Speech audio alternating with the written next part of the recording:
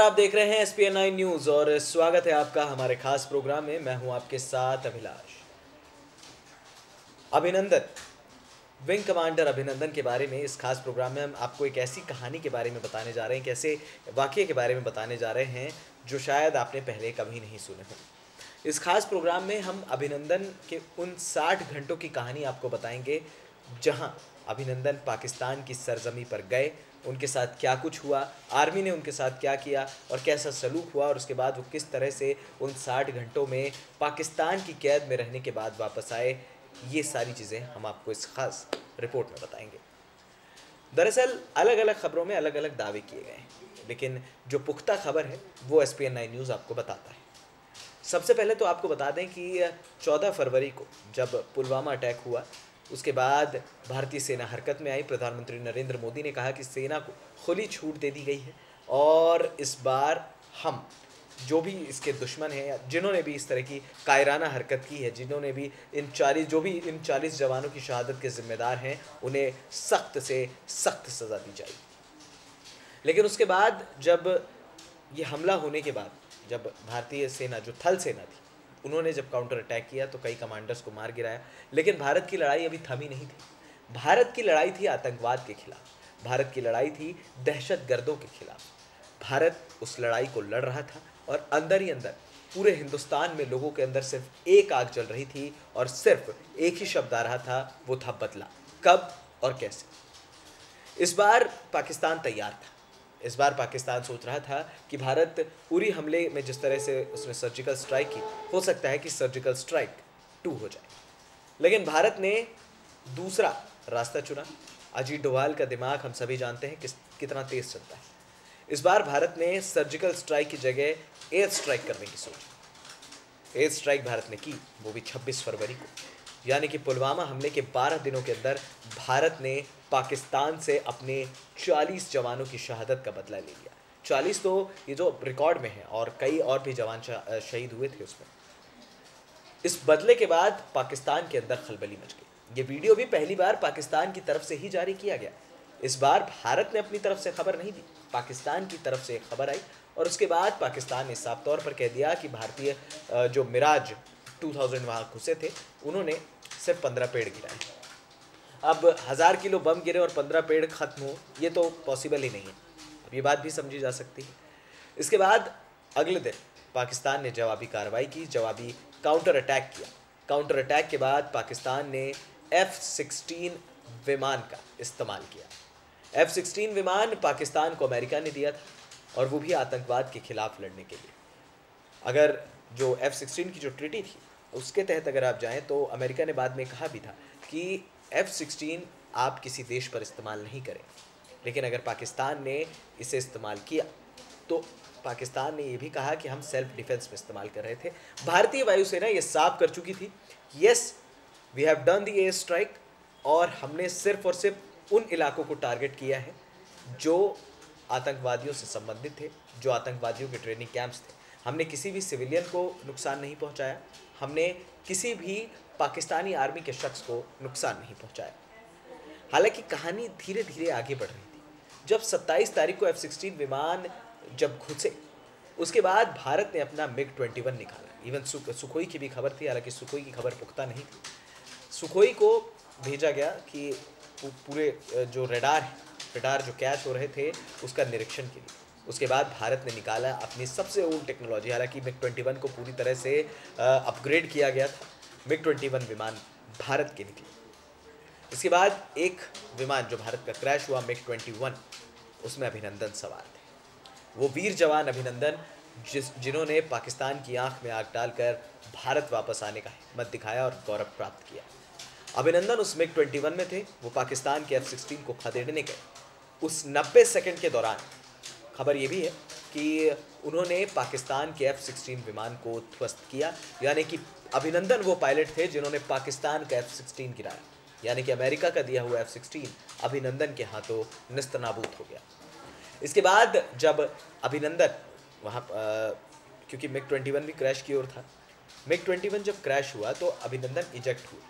और आपको बता दें कि टेक्निकल टर्म्स में जब आप इजेक्शन करते हैं या फिर फाइटर पायलट से उतरते हैं या कूदते हैं, तो थोड़ा सा स्ट्रेचिंग होती है, आपकी बॉडी पर काफ़ी ज़्यादा फोर्स रहता है, तो हो सकता है कि आपकी पीठ में भी चोट लगे, हो सकता है आपकी कमर में, हालांकि पैराशूट वहाँ पर रहता है, लेकिन जब झटका ज़ोर से लगता है तो फिर उसका आप अंदाज़ा नहीं लगा सकते। इसके बाद अभिनंदन पैराशूट से उतरते हुए सीधा पहुँचे पीओके में।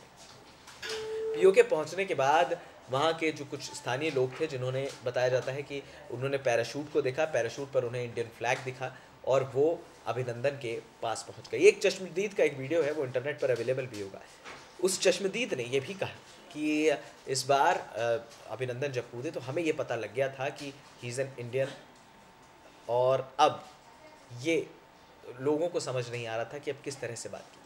अभिनंदन ने वहाँ पर पूछा कि यहाँ पर क्या मैं भारत में खड़ा हूँ? लोगों ने कहा हाँ, आप इंडिया में खड़े हैं। उन्होंने भारत माता की जय के नारे लगाए। पहले तो उन्होंने पानी की डिमांड की कि हम मुझे पानी पिलाएं और मेरी कमर में काफ़ी दर्द है, कोई हॉस्पिटल ज़रूर मुहैया करा दें। इसके बाद जब अभिनंदन को जैसे जैसे अंदाज़ा लगना शुरू हुआ, अभिनंदन ने अपनी सर्विस रिवॉल्वर निकाली और कुछ डॉक्यूमेंट्स उनके साथ थे। उन डॉक्यूमेंट्स को चबाया उन्होंने और कई डॉक्यूमेंट्स को उन्होंने पानी में बहा दिए। जब वो नाले की तरफ दौड़े, जब वो उतरे थे, तो लोगों ने उनके साथ मारपीट करनी शुरू की। उसके बाद लोकल्स ने पत्थरों से उन पर हमला किया। हालांकि जब उन पर हमला हुआ तो उनका जो ये माथे वाला जो ये वाला जो पोर्शन है, वहाँ पर इनको काफ़ी चोट लगी, काफ़ी खून हुआ। लोगों का अभी भी ये कहना है कि पाकिस्तानी आर्मी के कुछ ऑफिसर्स वहाँ पर आए और वो अभिनंदन को अपने साथ ले गए। ये हम भी मानते हैं कि अगर पाकिस्तानी आर्मी वहाँ पर नहीं होती तो अभिनंदन शायद आज हमारे बीच नहीं होते, क्योंकि वहाँ पर प्लानिंग यही थी। लोकल्स देखते हैं कि इंडियन पायलट है तो वो मार मार के ख़त्म कर देते। लेकिन अभिनंदन ने भी एक हिम्मत भरा काम दिखाया। उन्होंने ज़रूर अपनी सर्विस रिवॉल्वर निकाली, हवा में फायर किया, लेकिन उन्होंने किसी भी सिविलियंस को ख़त्म नहीं किया। चाहते तो अपनी बंदूक से सिविलियंस को मार सकते थे। अगर मान लीजिए आपके सामने अगर 50-60 लोग, आप एक को तो गोली मार सकते हैं, लेकिन अभिनंदन ने किसी भी सिविलियन को नुकसान पहुंचाने की बात नहीं की और किसी सिविलियन को नुकसान भी नहीं पहुंचाया। इसके बाद पाकिस्तानी आर्मी ने पहला वीडियो जारी किया 27 फरवरी को। उस पहले वीडियो में उन्होंने कहा कि हमने भारत के 2 MiG-21 विमान गिराए हैं, जिसमें एक पायलट अभिनंदन हमारे पास है और एक पायलट जो काफ़ी ज़्यादा ज़ख्मी है, उनको हमने अस्पताल भेज दिया है। अब भारतीय वायुसेना के अंदर खलबली में मिनिस्ट्री ऑफ एक्सटर्नल अफेयर्स की तरफ से बयान आया कि भारत का सिर्फ एक MiG-21 क्रैश हुआ है और भारत का एक पायलट भी लापता है। अब तक खबर ये फैल चुकी थी, पाकिस्तान की तरफ से वीडियो आ चुका था कि हमारे 2 भारतीय पायलट पाकिस्तान की सरजमी पर। हालांकि पाकिस्तान का जो दूसरा दावा था वो खोखला निकला। उन्होंने सिर्फ और सिर्फ एक MiG-21 विमान जो है वो हमारा गिराया था, जिसके बाद अभिनंदन उनकी पकड़ में थे। ये भारत ने फिर एक्सेप्ट किया।